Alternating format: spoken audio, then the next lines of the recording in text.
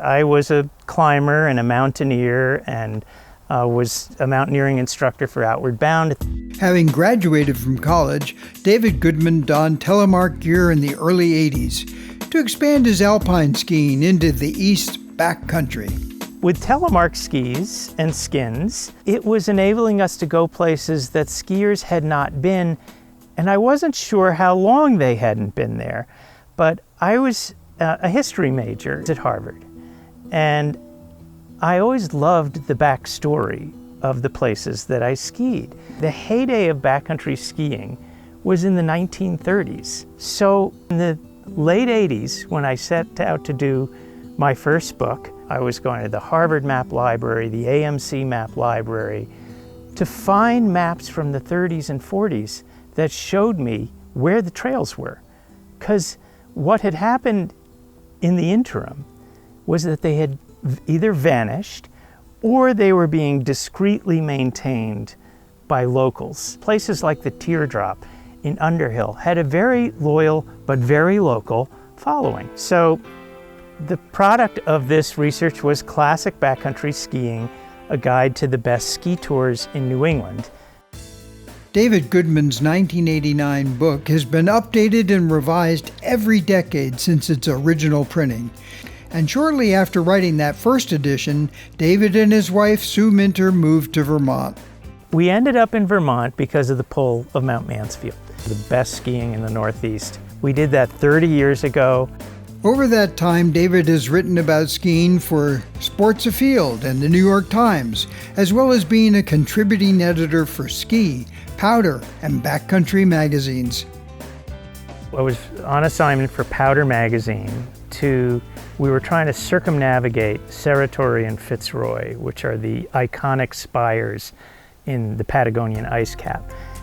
Another article took David to Switzerland. There was one last great unsolved mystery that Sherlock Holmes had not solved. Where did his creator, Sir Arthur Conan Doyle, actually ski in the Alps? He wrote about this misadventure, skiing from Davos to Arosa, which are towns that are separated by a mountain pass. So we went to retrace his route to see what it was like as modern telemarkers.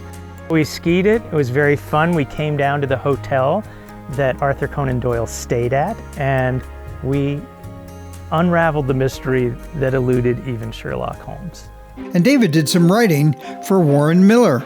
So Warren Miller, in addition to the ski movies, did a ski book, a coffee table ski book called Ski Fever, and asked me to contribute some essays to it. One was called The First Turn, which describes the most terrifying moment in any extreme ski descent, which is the first turn. And the other was called Home Mountains, thinking, there's no place on earth I'd rather be than my home mountain. With a live weekly show on WDEV radio and a podcast, David is also a broadcast journalist. The Vermont Conversation is now in its 10th year. So of course I love talking about skiing.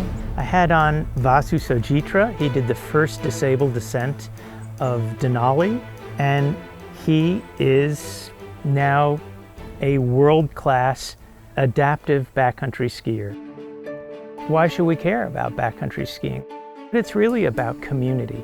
You know, one old-timer told me when I was asking him to describe that golden era of what they called walk-up skiing or down mountain skiing, and he said, we would spend all day going up the hill and talking.